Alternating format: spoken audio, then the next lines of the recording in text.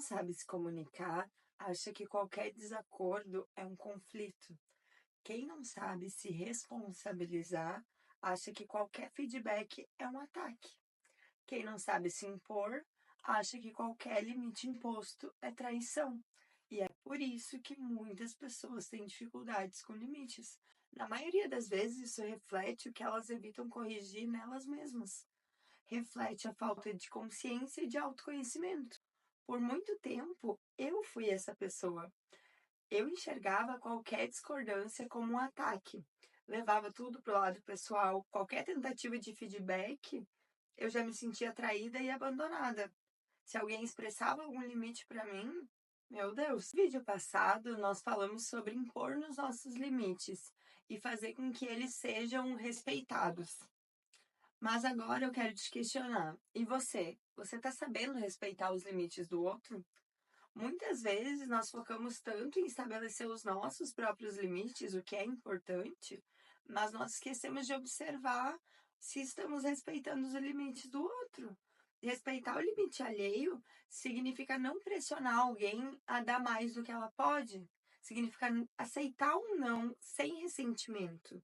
E entender que cada pessoa tem seu próprio espaço e ritmo. Você consegue fazer isso ou você segue com aquela sensação de que quando alguém diz não, é porque ela não quer estar mais perto de você? Que quando alguém pede espaço, significa que ela não se importa mais com você.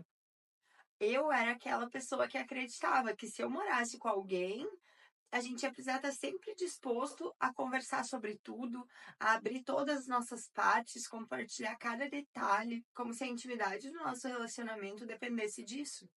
Não que o diálogo não seja fundamental dentro da relação, mas a verdade é que a conexão não é sobre invasão, é sobre respeito. Os limites também nos ajudam a nos comunicar. Eles nos mostram onde termina um e começa o outro. Eles protegem a nossa autenticidade, a nossa individualidade. Muitas vezes nós confundimos conexão com fusão, e aí tudo vira uma bela de uma confusão. Como se estar próximo um do outro significasse não ter espaços individuais. Mas a verdadeira conexão não anula a individualidade. Pelo contrário, ela te permite que cada um consiga se expressar com liberdade, sem medo de se perder a si mesmo e nem de perder o outro dentro da relação. É nos espaços que respeitamos entre nós que a confiança cresce. E é no equilíbrio entre estar junto e ter seu próprio tempo que os vínculos se fortalecem de verdade. Pensa comigo.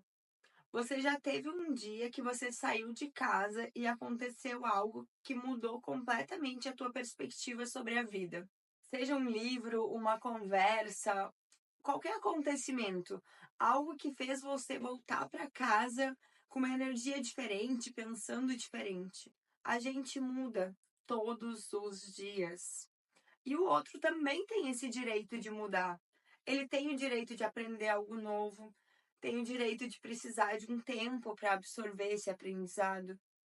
Ele tem o direito de ficar quieto e de não estar pronto para falar sobre aquilo. Ele pode não querer falar imediatamente sobre as suas reflexões. Imagina você ter que falar tudo o que você está pensando para a pessoa achar que é amor. Às vezes a gente só está quieto porque está quieto. Às vezes a gente só tá vivendo o nosso próprio conflito interno, ou só tá passando na cabeça alguma música sertaneja daquelas bem chiclete, brega, que a gente nem gosta. O problema é quando alguém não entende isso e acha que a outra pessoa tá escondendo algo. Ou pior, acha que a relação tá em risco porque o outro disse nada não. Quando perguntamos o que é que você tá pensando, às vezes, as pessoas têm limites diferentes.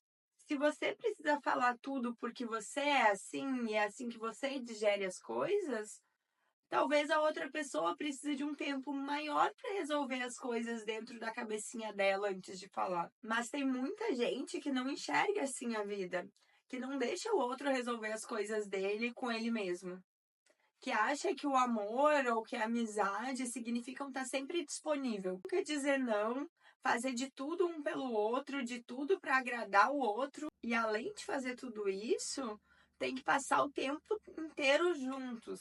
E eu entendo que é realmente gostoso compartilhar a vida com aquela pessoa que a gente ama, com a pessoa que a gente quer bem. Às vezes realmente acontece da gente querer saber o que passa na cabeça do outro, mas saber tudo o que se passa na mente da outra pessoa, o tempo todo que ela tá quieta, tu vai ficar perguntando: ei, o que tá pensando?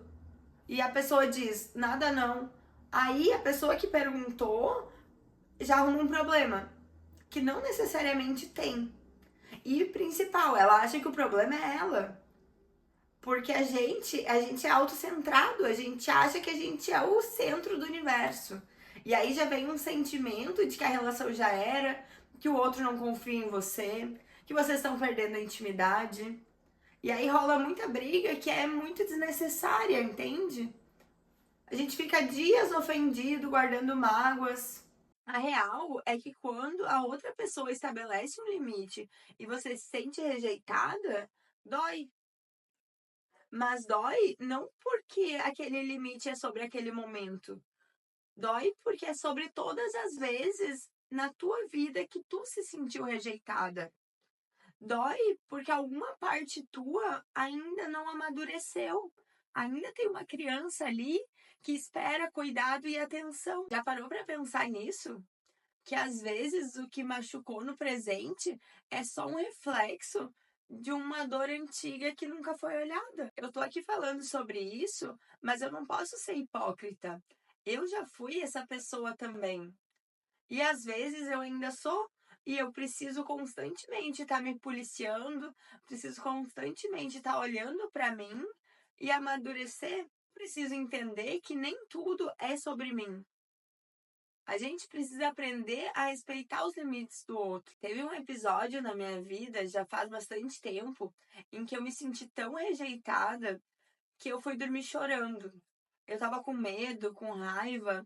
Eu nem sabia direito o que eu tava sentindo. Era uma mistura de emoções, uma angústia tão grande. Era quase como um desespero. Um sentimento de abandono mesmo. Parecia quase como um luto. Como se alguém tivesse morrido. Porque esmagava o meu peito de um jeito, mas nada tinha acontecido de fato. Ninguém tinha terminado comigo, ninguém tinha sido cruel, ninguém tinha falado coisas ruins. Era só uma situação muito simples. Depois de um dia intenso de trabalho, a outra pessoa precisava de um tempo para ficar sozinha, precisava descansar, enquanto eu queria compartilhar o meu dia, enquanto eu queria atenção.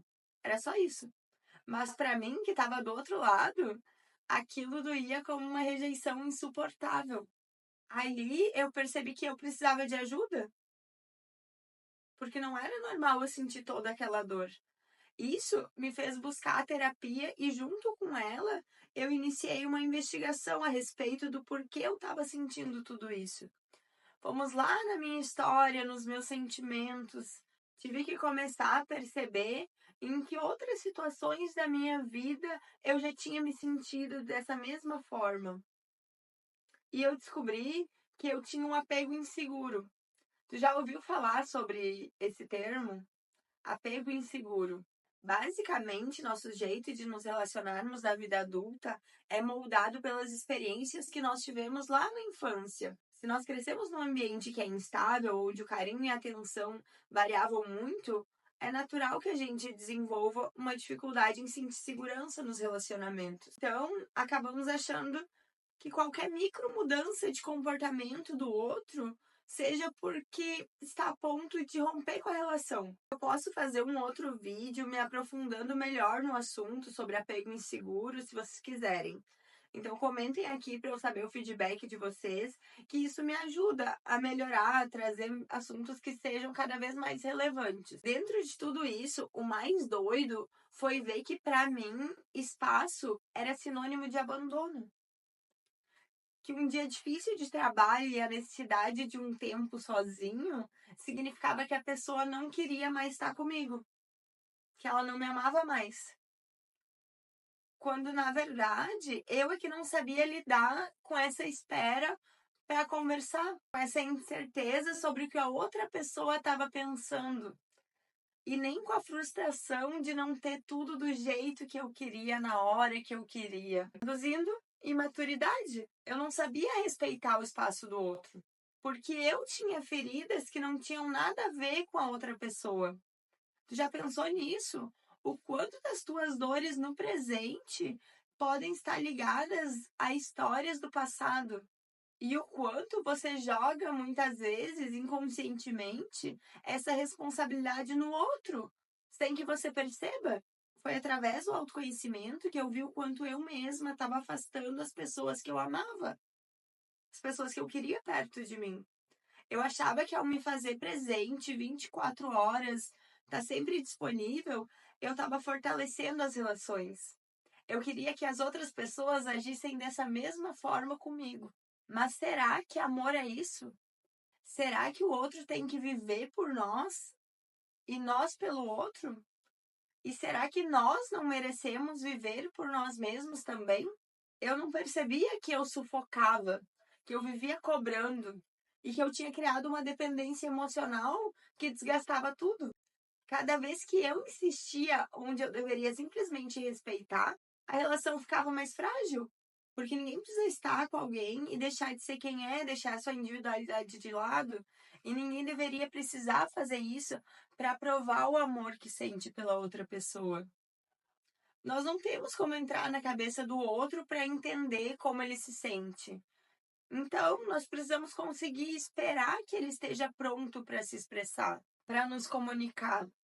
E ele tem o direito de levar o tempo que for para isso acontecer, para processar as próprias emoções, para decidir te falar certas coisas. Muitas vezes a gente tem uma pressa em comunicar tudo de imediato, uma ansiedade para esclarecer cada detalhe, e a gente acaba atribuindo isso a uma busca por diálogo saudável, quando na verdade é apenas as nossas feridas de rejeição gritando para serem olhadas. Nós esquecemos que o silêncio também é diálogo e que algumas pessoas precisam de tempo para organizar, para processar os próprios pensamentos. E mais ainda, que elas podem expressar apenas o que realmente faz sentido para elas.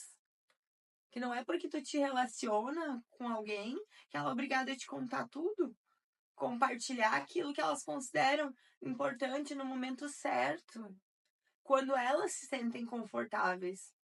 Se tu ficar tentando apressar esse processo, pode soar muito mais como uma cobrança. E, cara, ninguém gosta de se sentir pressionado o tempo todo. E agora que tu entendeu isso, não entra pro lugar de coitadinho. Entra pro lugar de, agora eu vou melhorar. Porque foi isso que eu fiz. Foi olhar pra minha história que fez toda a diferença nas minhas relações. O Gabor Maté é um médico canadense que eu gosto muito. E ele explica que a gente carrega feridas que moldam nossas relações emocionais pro resto da nossa vida. E só temos como mudar isso quando nós temos consciência dessas feridas. A instabilidade que eu vivi, as relações que me formaram, tudo isso ainda reflete na forma como eu me relaciono. Foi como eu aprendi com os meus primeiros cuidadores que moldou a forma como eu enxergo o mundo. E entender isso, reconhecer isso, muda tudo. É quando tu ganha consciência que tu vai ser capaz de melhorar. É importante entender que aceitar limites e estabelecer os teus não significa separação, mas sim maturidade e equilíbrio. Sinceramente, isso pode unir muito mais do que afastar. Talvez os limites que tanto assustam sejam, na verdade, o que pode tornar a tua relação muito mais saudável, com muito mais respeito. Porque quem realmente se importa não vai embora porque você se respeita, mas vai ficar porque também sabe te respeitar. Limites não afastam quem realmente se importa. Eles apenas filtram quem está disposto a construir uma relação saudável e com respeito.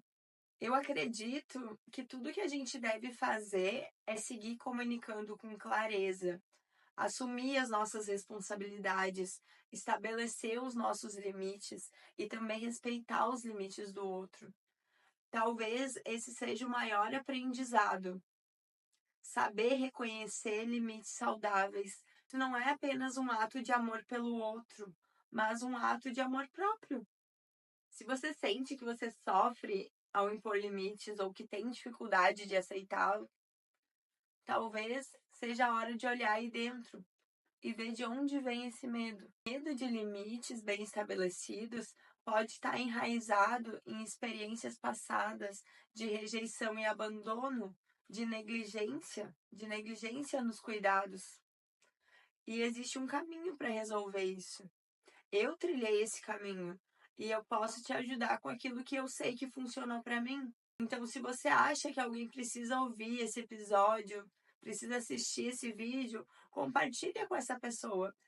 Mas compartilha, envia isso como um ato de amor e cuidado por relações melhores nesse mundo, não como uma crítica e um julgamento, porque é isso que a gente precisa no mundo.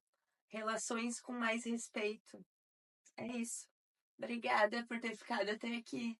Nos vemos no próximo vídeo. Beijinhos.